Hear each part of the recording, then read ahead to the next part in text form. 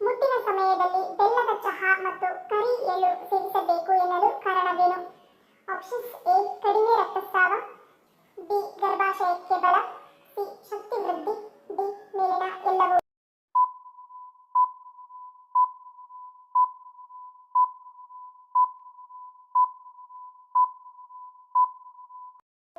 ಸರಿಯಾದ ಉತ್ತರ option D ಮೇಲಿನ ಎಲ್ಲವೂ.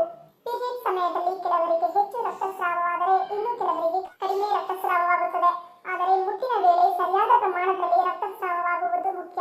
ಅದು ಅತಿಯೂ ಆಗಬಾರದು, ಕಡಿಮೆಯೂ ಆಗಬಾರದು. ಮುಟ್ಟಿನ ಸಮಯದಲ್ಲಿ ಹಾರ್ಮೋನ್ಗಳ ಅಸಮತೋಲನ, ಒತ್ತಡ, ಕಳಪೆ ಆಹಾರದಂತಹ ಅನೇಕ ಕಾರಣಗಳಿಂದ ಕಡಿಮೆ ರಕ್ತಸ್ರಾವ ಸಂಭವಿಸುತ್ತದೆ. ಕಪ್ಪು ಎಳ್ಳು ಮತ್ತು ಬೆಲ್ಲ ಎರಡರಲ್ಲೂ ಕಬ್ಬಿಣಾಂಶ ಹೇರಳವಾಗಿದ್ದು ಕಬ್ಬಿಣವು ದೇಹದಲ್ಲಿ ಹಿಮೋಗ್ಲೋಬಿನ್ ಅನ್ನು ತಯಾರಿಸಲು ಸಹಾಯ ಮಾಡುತ್ತದೆ. ಇದು ಜೀವಕೋಶಗಳಿಗೆ ಆಮ್ಲಜನಕವನ್ನು ಸಾಗಿಸಲು ಕೆಲಸ ಮಾಡುತ್ತದೆ.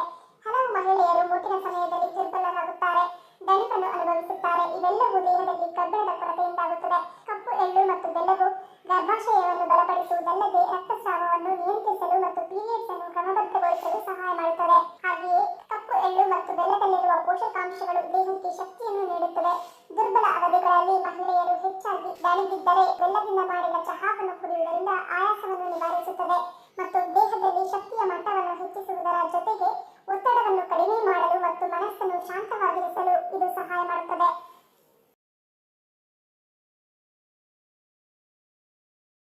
ಹೊಟ್ಟೆಯಲ್ಲಿ ಜಂತುಹುಳುಗಳು ಇದ್ದರೆ ಯಾವ ಸಮಸ್ಯೆಗಳು ಕಾಣಿಸಿಕೊಳ್ಳುತ್ತವೆ? ಆಪ್ಷನ್ಸ್ ಎ ಗ್ಯಾಸ್ ಸಮಸ್ಯೆ, ಬಿ ರಕ್ತಹೀನತೆ, ಸಿ ಹೊಟ್ಟೆ ನೋವು, ಡಿ ಮೇಲಿನ ಎಲ್ಲವೂ.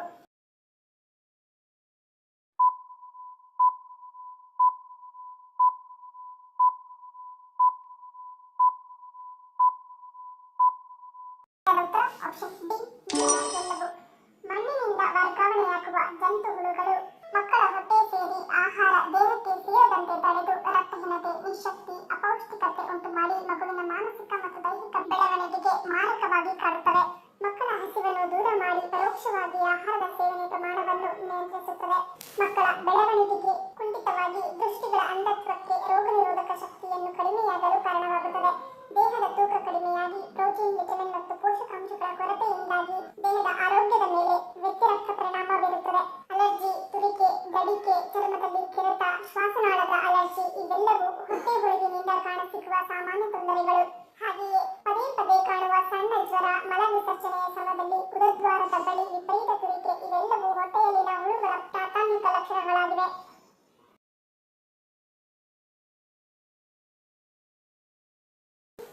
ನಮ್ಮ ದೇಹದಲ್ಲಿ ಕಿಡ್ನಿಯು ಸರಿಯಾಗಿ ಕಾರ್ಯನಿರ್ವಹಿಸುತ್ತಿಲ್ಲ ಎನ್ನುವುದರ ಲಕ್ಷಣವೇನು? ಆಪ್ಷನ್ಸ್ ಎ ಪದೇ ಪದೇ ಮೂತ್ರ ವಿಸರ್ಜನೆ, ಬಿ ತುರಿಕೆ, ಸಿ ವಾಸನೆಯ ಮೂತ್ರ, ಡಿ ಮೇಲಿನ ಎಲ್ಲವೂ.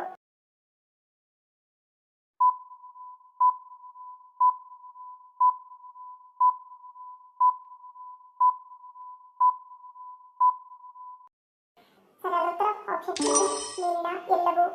ಮೂತ್ರ ವಿಸರ್ಜನೆ ವೇಳೆ ಯಾವಾಗಲೂ ಮೂತ್ರದ ಹರಿವು ಕಡಿಮೆಯಾಗುವುದು ಅಥವಾ ಮೂತ್ರ ಪದೇ ಪದೇ ಬರುವುದು, ಅದರಲ್ಲೂ ರಾತ್ರಿ ವೇಳೆ ಇದು ಹೆಚ್ಚಾಗಿರುವುದು, ಇದು ಕಿಡ್ನಿಯು ಸರಿಯಾಗಿ ಕಾರ್ಯನಿರ್ವಹಿಸುತ್ತಿಲ್ಲ ಎನ್ನುವುದರ ಲಕ್ಷಣವಾಗಿದೆ. ಕೆಲವು ಸಂದರ್ಭದಲ್ಲಿ ಪುರುಷರಲ್ಲಿ ಇದು ಮೂತ್ರಕೋಶದ ಸೋಂಕು ಅಥವಾ ಪ್ರಾಸ್ಟೇಟ್ ಗ್ರಂಥಿಯು ಊದಿಕೊಂಡಿರುವ ಲಕ್ಷಣವೂ ಆಗಿರಬಹುದು. ಚರ್ಮವು ಒಣ ಮತ್ತು ತುರಿಕೆಯಿಂದ ಕೂಡಿದ್ದರೆ ಆಗ ಇದು ತೀವ್ರ ರೀತಿಯ ಕಿಡ್ನಿಯ ಸಮಸ್ಯೆಯ ಲಕ್ಷಣವಾಗಿದೆ. ಡೆಂಗ್ಯೂ ಜ್ವರದ ಲಕ್ಷಣಗಳೇನು? ಆಪ್ಷನ್ಸ್ ಎ ಜ್ವರ, ಬಿ ನಿರ್ಜಲೀಕರಣ, ಸಿ ರಕ್ತಸ್ರಾವ, ಡಿ ಅಂಗಾಂಗ ಹಾನಿ.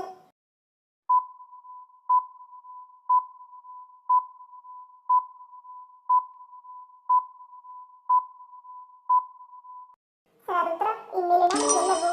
ಡೆಂಗ್ಯೂ ಜ್ವರದ ಲಕ್ಷಣಗಳು ಮುಖ್ಯವಾಗಿ ಅಧಿಕ ಜ್ವರ, ಮೈಕೈ ನೋವು, ಬೆನ್ನು ನೋವು, ತಲೆನೋವು 4-5 ದಿನಗಳವರೆಗೆ ಇರುತ್ತದೆ.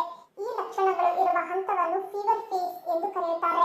ಇದು ಮೊದಲ ಹಂತವಾಗಿರುತ್ತದೆ. ಜ್ವರ ಕಡಿಮೆಯಾದ ನಂತರ 2-3 ದಿನಗಳು ಅತ್ಯಂತ ಕಠಿಣ ನಿರ್ಣಾಯಕ ದಿನಗಳು ಅಂದರೆ ಕ್ರಿಟಿಕಲ್ ಫೇಸ್ ಆಗಿರುತ್ತದೆ. ಕ್ರಿಟಿಕಲ್ ಹಂತದಲ್ಲಿ ಮೆದುಳು, ಕಣ್ಣು, ಮೂತ್ರ, ಮಲದಲ್ಲಿ ರಕ್ತಸ್ರಾವವಾಗುವ ಸಾಧ್ಯತೆ ಇರುತ್ತದೆ. ನಿರ್ಣಾಯಕ ಹಂತದಲ್ಲಿ ರಕ್ತದೊತ್ತಡ ಕೂಡ ಕಡಿಮೆಯಾಗುತ್ತದೆ.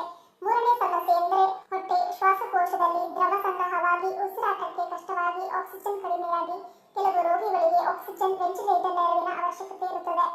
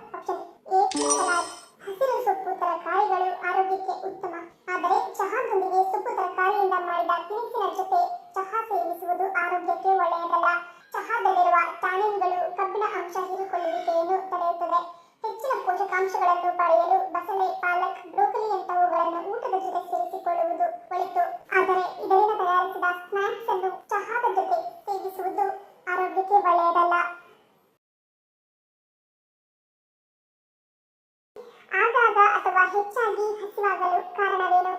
ಆಪ್ಷನ್ಸ್ ಎ ಥೈರಾಯ್ಡ್, ಬಿ ಒತ್ತಡ, ಸಿ ಹಾರ್ಮೋನ್, ಡಿ ಹೆಚ್ಚಾದ ಜೀರ್ಣಶಕ್ತಿ.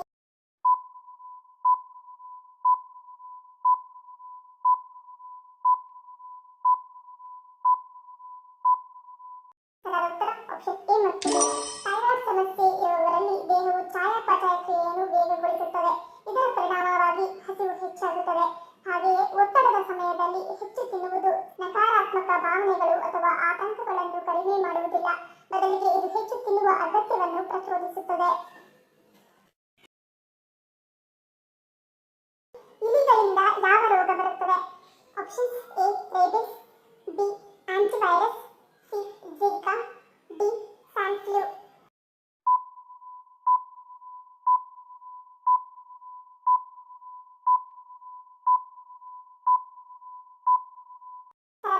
Option B antivirus.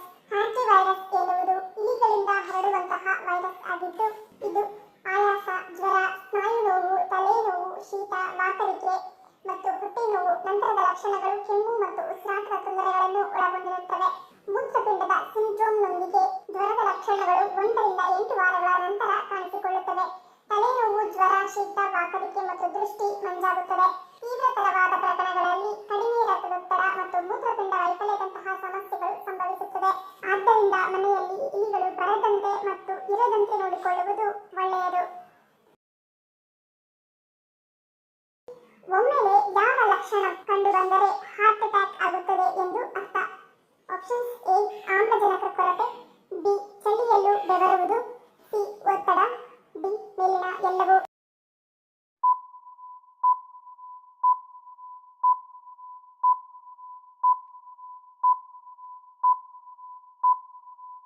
ಸರಿಯಾದ ಉತ್ತರ ಆಪ್ಷನ್ ಡಿ ಮೇಲಿನ ಎಲ್ಲವೂ. ಚಳಿಯಲ್ಲೂ ಬೆವರು ಎನ್ನುವುದನ್ನು ನಾವು ಕೇಳಿದ್ದೇವೆ. ಇಂತಹ ಸಂದರ್ಭವನ್ನು ಹಲವರು ಬೆಳಗ್ಗೆ ಹಾಸಿಗೆಯಿಂದ ಎದ್ದೇಳುವ ಮುಂಚೆಯೇ ಅನುಭವಿಸುತ್ತಾರೆ. ಅಂದರೆ ತಂಪಾದ ವಾತಾವರಣದಲ್ಲಿ ದೇಹ ಹೆಚ್ಚು ಬೆವರಲು ಪ್ರಾರಂಭಿಸುತ್ತದೆ. ಇದು ಹೃದಯಾಘಾತದ ಲಕ್ಷಣವಾಗಿದ್ದು ನಮ್ಮ ಹೃದಯ ರಕ್ತನಾಳ ವ್ಯವಸ್ಥೆಯ ಮೇಲೆ ಒತ್ತಡ ಉಂಟಾದಾಗ ಈ ರೀತಿಯಾಗುತ್ತದೆ. ಯಾವಾಗ ನಮ್ಮ ಹೃದಯದ ಕಾರ್ಯಕ್ಷಮತೆ ಕಡಿಮೆಯಾಗುತ್ತದೆ ಆ ಸಂದರ್ಭದಲ್ಲಿ ವ್ಯಕ್ತಿ ನೋಡಲು ಎಷ್ಟೇ ಬಲಿಷ್ಠವಾಗಿದ್ದರೂ ಆತನಿಂದ ಸಣ್ಣ ಪುಟ್ಟ ಕೆಲಸ ಕಾರ್ಯಗಳನ್ನು ಕೂಡ ಮಾಡಲಾಗುವುದಿಲ್ಲ. ಅಂದರೆ ಆತನ ದೇಹಕ್ಕೆ ಮತ್ತು ವಿವಿಧ ಅಂಗಾಂಗಗಳಿಗೆ ಪೌಷ್ಟಿಕಾಂಶಗಳು ಮತ್ತು ಆಮ್ಲಜನಕ ಸರಿಯಾಗಿ ಪೂರೈಕೆಯಾಗುತ್ತಿರುವುದಿಲ್ಲ. ಇದು ದೇಹದ ಆಯಾಸವನ್ನು ಹೆಚ್ಚಿಸುತ್ತದೆ ಮತ್ತು ದೇಹದ ಶಕ್ತಿಯನ್ನು ಕ್ಷೀಣಿಸುತ್ತದೆ. ನಿರಂತರವಾಗಿ ಇದು ಮುಂದುವರೆದರೆ ನಿಮ್ಮ ಹೃದಯ ನಿಮಗೆ ತಕ್ಷಣವೇ ಕೈಕೊಳ್ಳಬಹುದು ಎಂದು ಹೇಳಬಹುದು. ಇದರೊಟ್ಟಿಗೆ ನಿಮ್ಮ ಎಡಭಾಗದ ತೋಳು, ಬೆನ್ನು, ಕುತ್ತಿಗೆ, ದವಡೆ ಅಥವಾ ಹೊಟ್ಟೆಯ ಭಾಗದಲ್ಲಿ ನೋವು ಕಂಡುಬರುವುದು, ಒತ್ತಡ ಎದುರಾದಂತೆ ಆಗುವುದು ಅಥವಾ ಭಾರ ಎನಿಸುವುದು ಮತ್ತು ಕ್ರಮೇಣವಾಗಿ ಅದು ಇನ್ನಿತರ ಭಾಗಗಳಿಗೂ ಹರಡುವುದು. ಇದು ಹೃದಯ ಸರಿಯಾಗಿ ಕೆಲಸ ಮಾಡುತ್ತಿಲ್ಲ ಎಂಬುದನ್ನು ಸೂಚಿಸುತ್ತದೆ. ಇದಿಷ್ಟು ಹೃದಯಾಘಾತದ ಮುನ್ಸೂಚನೆಗಳಾಗಿವೆ. ಕರ್ನಾಟಕದ ಅತಿ ದೊಡ್ಡ ಕೆಎಸ್ಆರ್ಟಿಸಿ ಬಸ್ ನಿಲ್ದಾಣ ಯಾವ ಜಿಲ್ಲೆಯಲ್ಲಿದೆ? Options A Kalaburagi, B Belagavi, C Doddaballapura, D Hassan.